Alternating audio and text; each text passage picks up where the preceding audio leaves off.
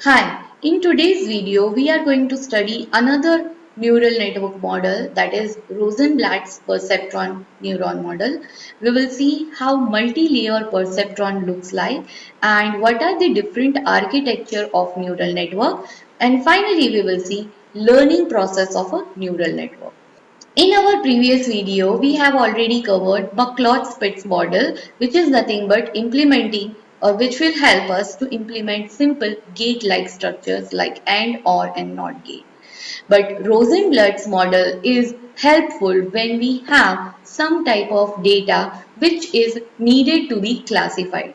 So this is built around our previous McLeod-Spitz neural model, which takes input such as x1, x2 up to xn values, which are having synaptic weights accordingly w1, w2 up to wn. We have something called as hard limiter check. Sum is positive or negative. If sum is positive, then value will be output will be 1. If sum of this model is negative, then output would be -1. So that kind of activation function is called as hard limiter function. The objective of this perceptron is to classify an object O in a set of inputs within the two different classes. So basically Rosenblatt's perceptron model used for only binary classification. You can classify an object O in either of classes C1 and C2. It can be done by out simply way when output is +1, an object can belong to class C1. If output is -1, an object can belong to class C2. So there are n objects or n-dimensional signal space. An input to this particular problem is nothing but a n-dimensional data set where n is nothing but number of attributes or features of a data. Now, in this n input dimensional data, the simplest form of perceptron will have two decision regions. Each decision region is determining one of the classification class. And these two classes are divided by a simple hyperplane which is been given by an equation. Let us start with this perceptron model. Basically, Rosenblatt's perceptron model uses input x0 which is associated with w0. So basically your w0 is nothing but a bias which is added into a function. Say consider we have a particular data set which is having only two features x1 and x2. So in this case we will have total 3 inputs to the sum, that is first one is x0 which is having bias value w0, x1 which is first input feature and x2 as our another input feature. Since x0 is always 1, we will have w0 as our bias value. So they basically, if you look at carefully at this equation, this is an equation of a line such as a plus b x1 c x2 is equal to 0. So where w0 is nothing but y-intercept. Let us consider some values for this w0, w1 and w2 respectively. Let us consider w0 as -2, w1 as 1 by 2 and w2 as 1 by 4. As I said previously, weights can be positive as well as they can be negative. They can be discrete or they can be real. So that's why I have taken both values in a single example, discrete as well as real, positive as well as negative. So if we substitute weights in our previous equation, our equation will look like -2 plus 1 by 2 x1 plus 1 by 4 x2 is equal to 0. If we rewrite this equation, it would become as 2x1 plus x2 is equal to a. Now, if we draw or if we plot this equation over a graph, it will simply represent a particular line. So over this line, this red line, one of the region, that blue region, I can say this is a class 1, and another region which is above this red line, which is a white region, I can determine it as a class C2. Now let us see how this equation or how this will classify your unknown data points.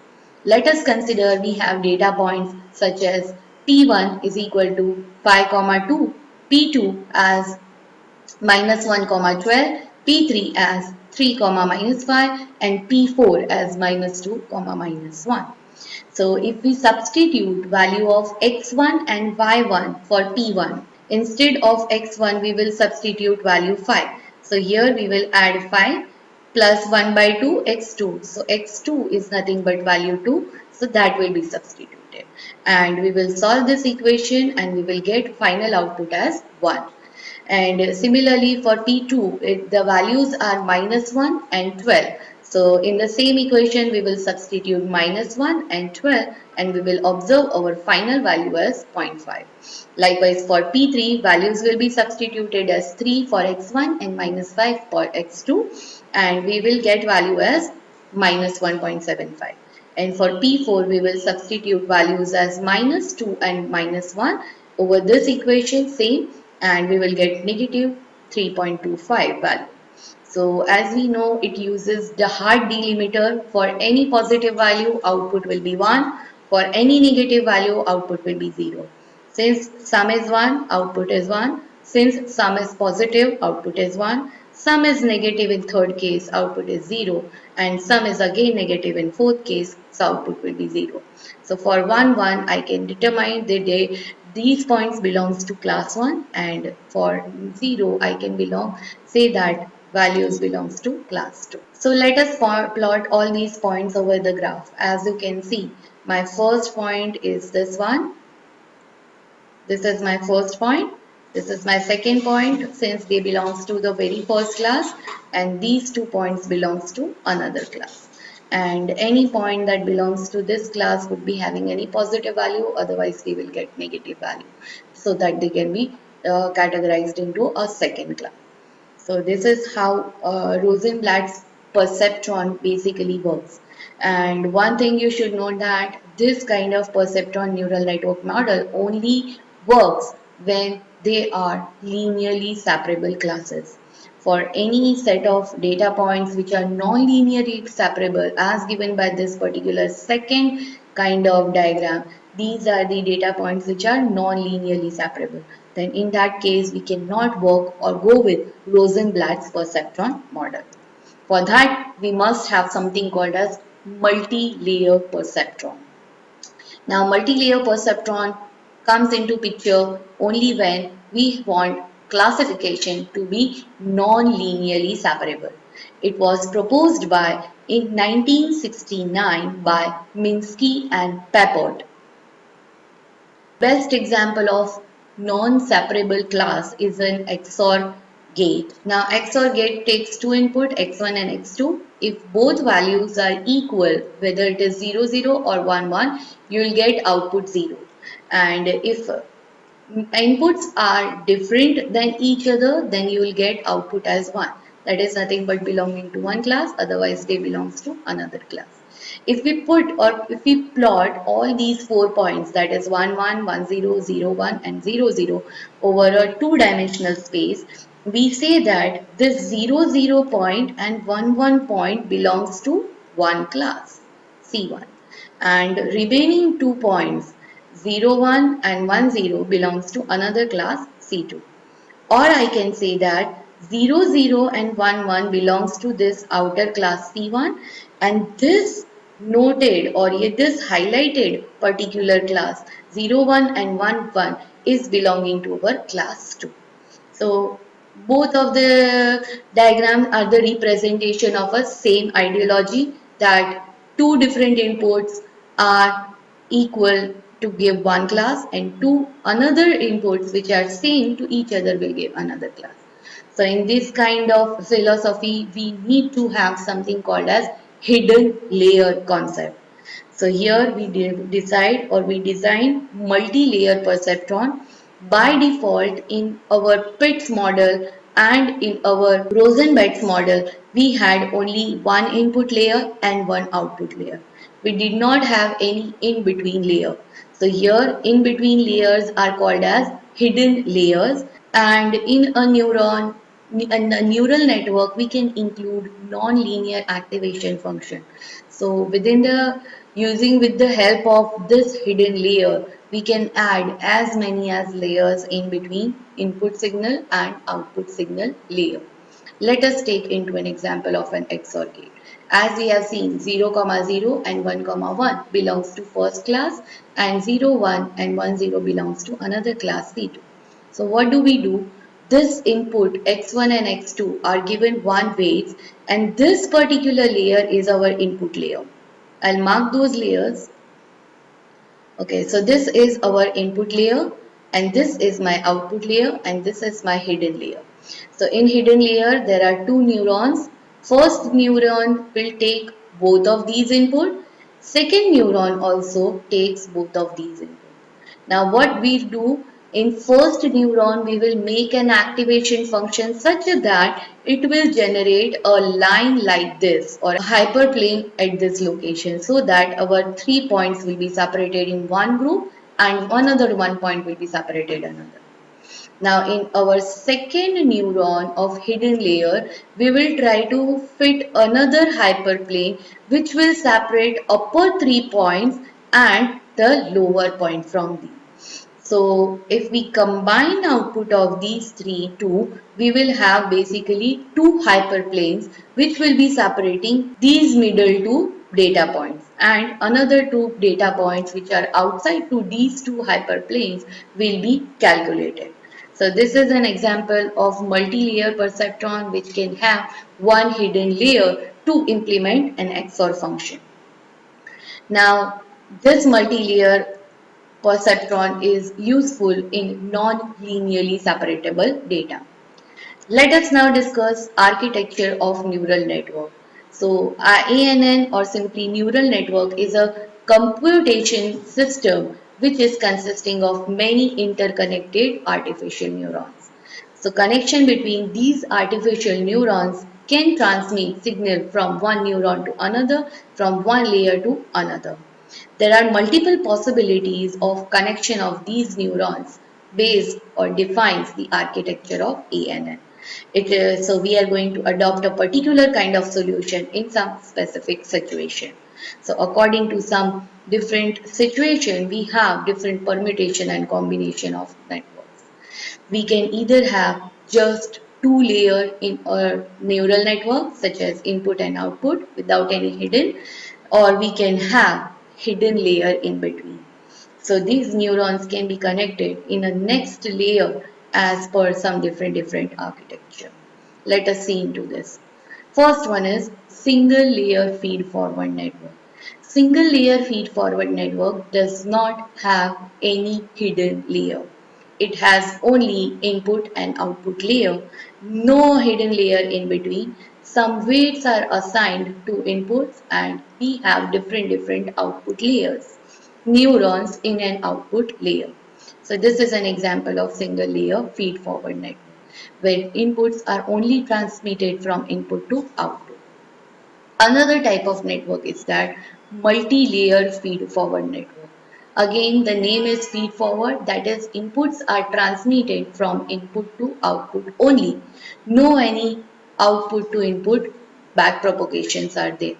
So in this multi-layer network, we have minimum input layer, we have minimum output layer, and in between we can have as many as required hidden layer.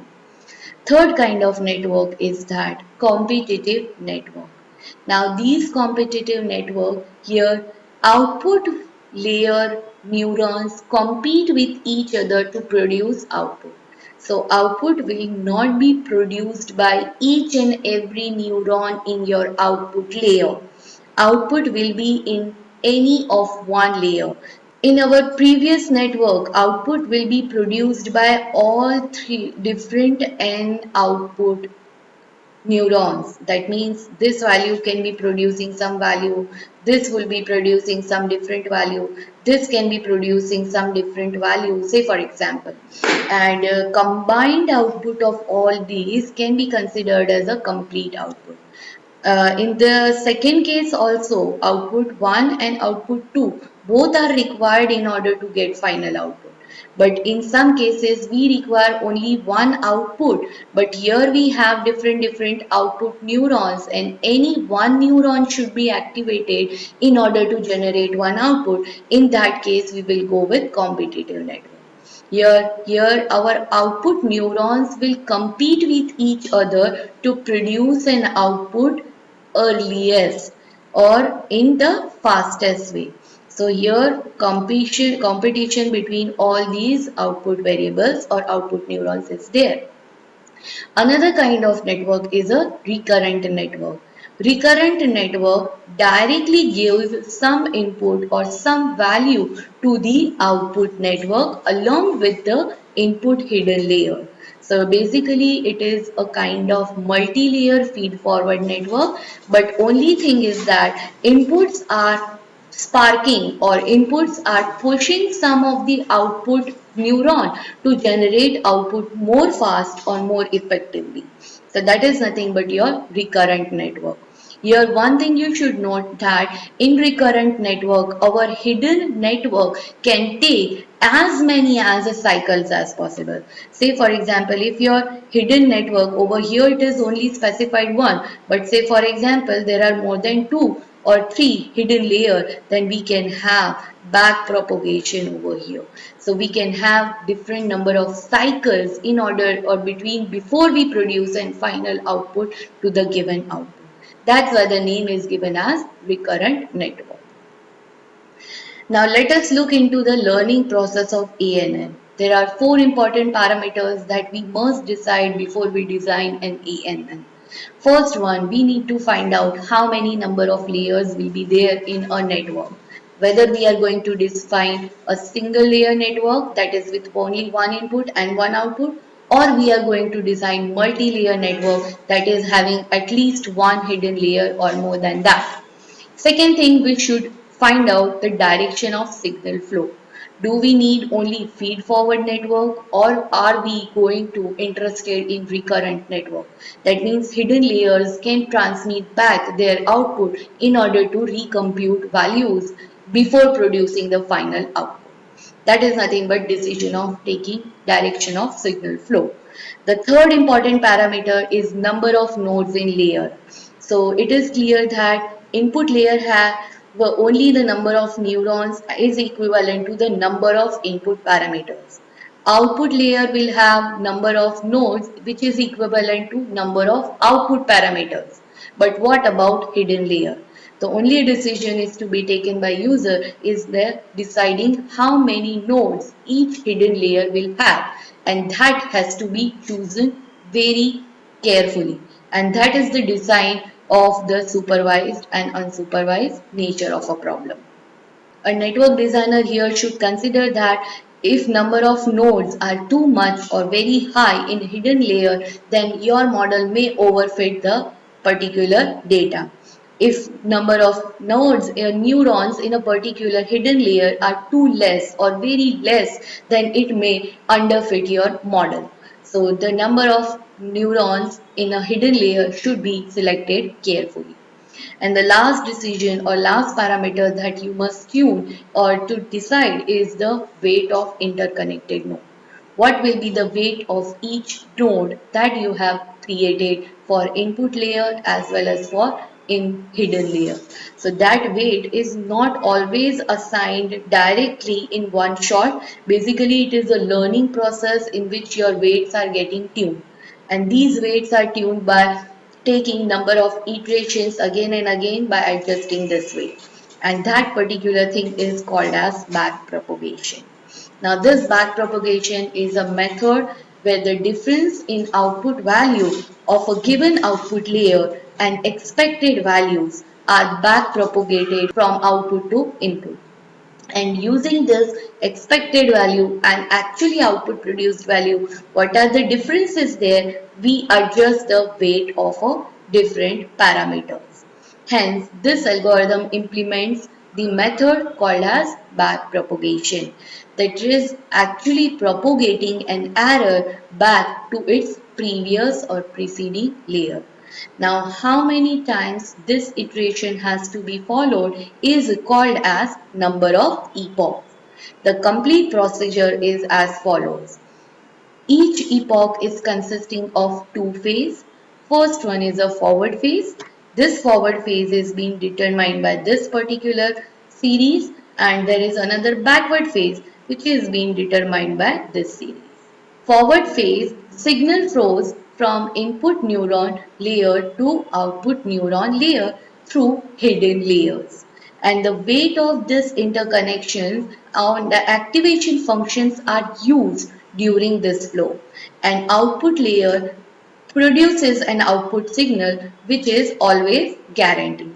So always it is that over the forward phase output will be produced, where in backward phase signal is compared with expected value or expected signal, and whatever the error or the difference between these are there, they are getting back propagated again to its preceding layer.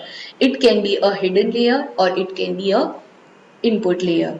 So this back propagated weights are adjusted accordingly. So interconnection between this layer weights are getting adjusted, and again this epochs will continue. So that is what a backpropagation method of neural network is. In today's video, we have covered Rosenblatt's perceptron model, what is multi-layer perceptron. We have seen different architecture of neural network and what are the parameters in learning process of neural network. Thank you everyone for watching this video. This is Munira Topia signing out.